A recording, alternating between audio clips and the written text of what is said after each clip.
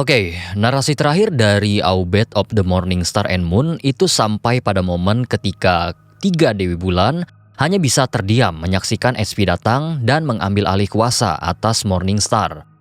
Narasi tersebut terdapat pada Sense of Eon dan salah satu hal yang akan dilakukan oleh HP pada saat itu adalah bumi dan langit akan dirombak total katanya. Peristiwa itu pun tercatat pada Plume of Death, tepatnya pada Moonlit Offering Parting of Light. Jadi, inilah pembahasannya. 世界は謎だらけだね。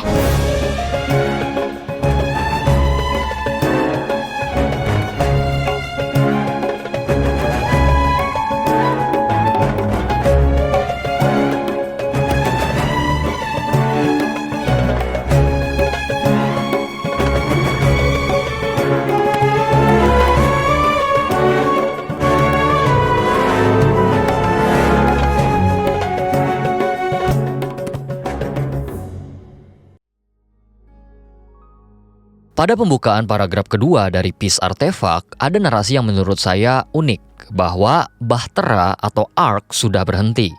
Dan urusan penciptaan dikatakan selesai karena gunung dan sungai diciptakan satu persatu. Ya, sebenarnya ini terasa terinspirasi dari kisah Noah atau Nabi Nuh.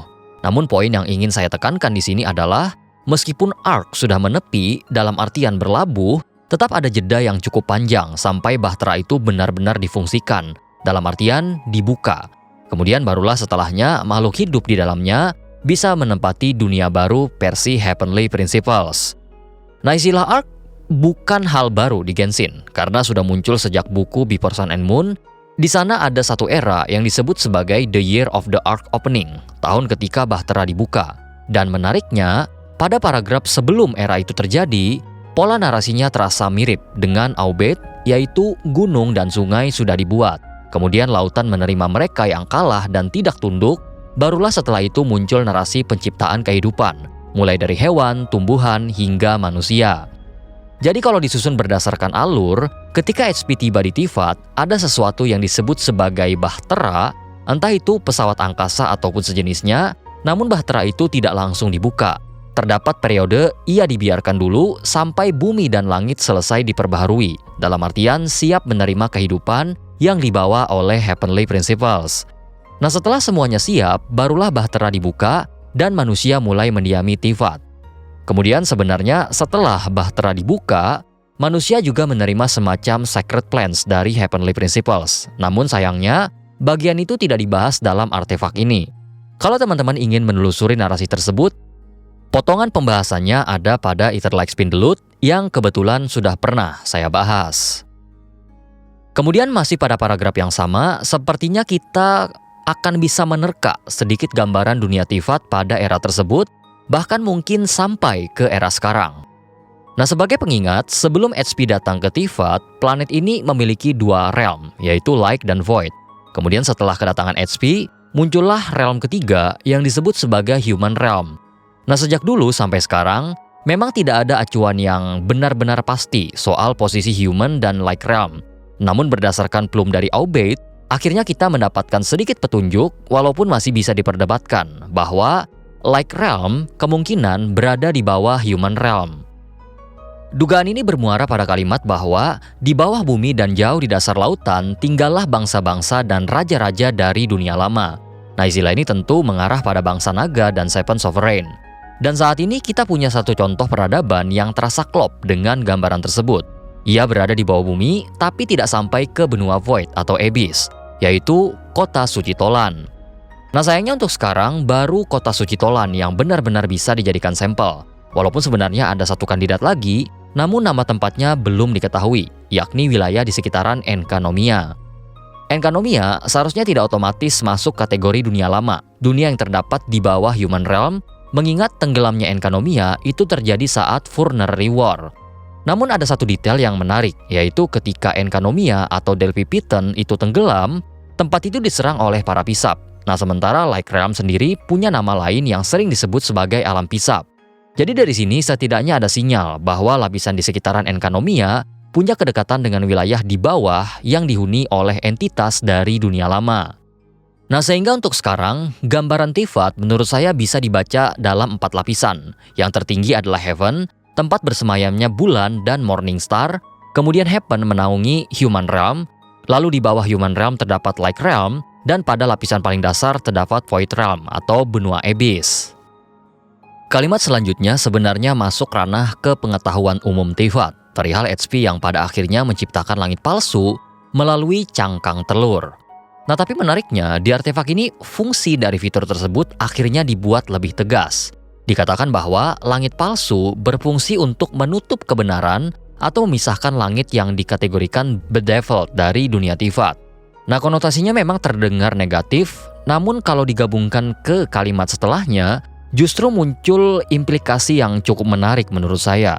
Bahwa perang HP melawan Seven Sovereign mungkin saja punya peluang terbaca sebagai kesalahpahaman. Ya setidaknya kalau dilihat dari sebab akibat.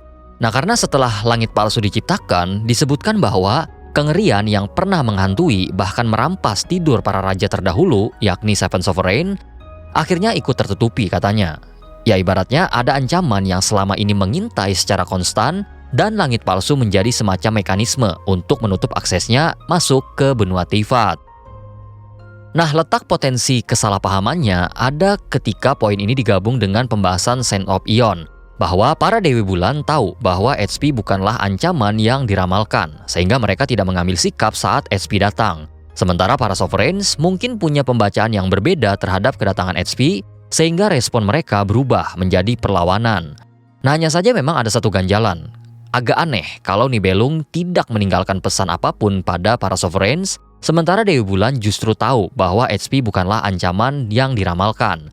Karena itu untuk saat ini, saya menaruhnya dulu pada sebuah asumsi kasar bahwa perlawanan Seven Sovereign terhadap HP berpotensi merupakan kesalahpahaman, namun masih bisa diperdebatkan. Dalam paragraf berikutnya, kita kemudian dijelaskan bahwa para Dewi Bulan sendiri berada dalam situasi yang cukup penuh dengan ketidaktahuan. Narasinya menuliskan bahwa Singgasana baru memang masih menyisakan tempat di langit untuk 3 Dewi Bulan. Artinya, mereka dipersilahkan untuk tetap bertakhta di dalam langit palsu. Meskipun pada narasi Pisces lain, sepertinya posisi takhta mereka tetap tidak boleh lebih tinggi dari Celestia. Para Dewi Bulan lalu menduga-duga bahwa dalam rancangan HP, meskipun aliran elemental sudah sepenuhnya stabil pada era tersebut, dunia ini masih membutuhkan tides atau ombak. Tapi di titik ini memang agak tricky ya, apakah ombak yang dimaksud itu secara literal atau justru sebuah kiasan. Terlebih karena setelahnya konteksnya tidak dijelaskan sama sekali. Namun kalimat-kalimat berikutnya justru memperlihatkan sikap para Dewi Bulan yang menurut saya bukan sekedar pasrah menerima HP sebagai penguasa baru, melainkan sedang menimbang sesuatu demi Teyvat itu sendiri. Mereka sadar bahwa pihak mereka sendiri tidak dapat menghindarkan Teyvat dari bencana yang sudah diramalkan, dan itu lebih buruk daripada membagi kuasa dengan HP. Akan tetapi, saya rasa keberadaan HP juga ikut mempengaruhi pertimbangan tersebut. Karena jika memang sistem elemental sudah terbentuk pada saat itu, maka kemenangan HP atas kaum naga Sovereign secara garis besar sudah terjadi. Artinya, para Dewi Bulan yang sebelumnya punya tandem, yakni para Sovereign, kini sudah tiada karena mereka kalah. Kendati demikian, bagian ini masih punya kompleksitas naratif juga, karena kalau teman-teman ingat pada Fraktur Halo, sebelum HP datang, Xiuhkotl sudah mencoba menghubungi Bulan tetapi tidak dapat respon. Jadi di satu sisi kita melihat 3 Dewi Bulan masih diberi tempat, tetapi di sisi lain ada indikasi bahwa hubungan mereka dengan para Sovereign memang tidak baik-baik saja. Kemudian tidak hanya ketidaktahuan soal intensi HP yang membagi kuasa kepada mereka, para Dewi Bulan juga tidak mengetahui bagaimana nasib Nibelung di Sea of Star. Mereka berpendapat mungkin saja Nibelung tidak akan pernah menemukan jawaban, atau justru jawaban itu sudah dia pegang di tangannya. Kegundahan ini sangat wajar mengingat dengan arsip yang kita miliki sekarang pun, itu masih sulit menerka apakah Nibelung benar-benar sudah menemukan jawaban atau justru belum sama sekali. Ia memang pada akhirnya dikuasai oleh Abyss, dan itu emang fakta. Tapi muncul sebuah pertanyaan yang cukup menggantung menurut saya, apakah mungkin justru Abyss itulah jawaban yang telah ia temukan? Lalu kita masuk ke paragraf penutup dari Peace Plume ini yang menurut saya mengungkap sesuatu yang cukup menarik. HP tampaknya tahu bentuk kehancuran yang sudah diketahui oleh para Dewi Bulan. Dengan kata lain, ia mungkin punya pengetahuan yang sama seperti ramalan Voyager seperti apa. Apalagi dituliskan bahwa dalam perjalanan panjangnya, HP mungkin telah menyaksikan bintang-bintang yang tak terhitung jumlahnya menemui akhir. Nah, hanya saja tidak ada kalimat yang secara jelas mengisyaratkan apakah Heavenly Principles juga menyaksikan runtuhnya ribuan peradaban. Ya, poin ini cukup menarik karena yang ditekankan Voyager dalam ramalannya adalah soal planet dan peradaban, sementara yang dikaitkan dengan HP adalah bintang-bintang. Nah, namun setidaknya untuk sekarang kita akhirnya mendapatkan sebuah nama yang bisa dipakai untuk ancaman tersebut, yaitu The Destroyer Veiled in the Black Mist. Ya, jadi untuk kedepannya kita sebut saja ancaman ini sebagai The Destroyer. Nah, kesamaan visi itulah yang nampaknya membuat para Dewi Bulan akhirnya cukup yakin untuk menerima HP sebagai tandem dalam melindungi planet ini. Nah, kemudian ini belum pasti karena saya pribadi tidak tahu konteksnya apa. Tapi anggaplah rezim Heavenly Principles pada era tersebut memiliki nama Order. Mengingat dalam terjemahan bahasa China, kata Order diberikan tanda kurung secara spesifik. Nah, sejak saat itulah atau sejak saat Bulan menerima HP sebagai tandem, dimulailah era baru di Tivat, ketika 3 Dewi Bulan berbagi kuasa dengan bintang Fajar, dan pada masa itu pula keabadian atau setidaknya gagasan tentang siklus abadi mulai berjalan di planet Tivat. Pada timeline artefak ini, 3 Dewi Bulan masih lengkap dan menjadi pemandu bagi dunia Tivat. Suami Nicole telah tiba. Nice.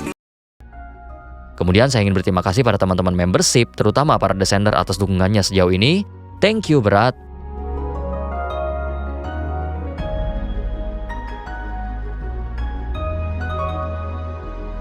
Dan buat teman-teman sekalian yang udah menonton sampai habis, terima kasih sudah meluangkan waktunya. Kalau suka dengan kontennya, jangan lupa berikan like, komen, dan subscribe, atau bisa gabung membership juga untuk dukungan langsung, serta eksklusif konten. Oke, saya Mas Puri izin pamit dulu. Hadastra.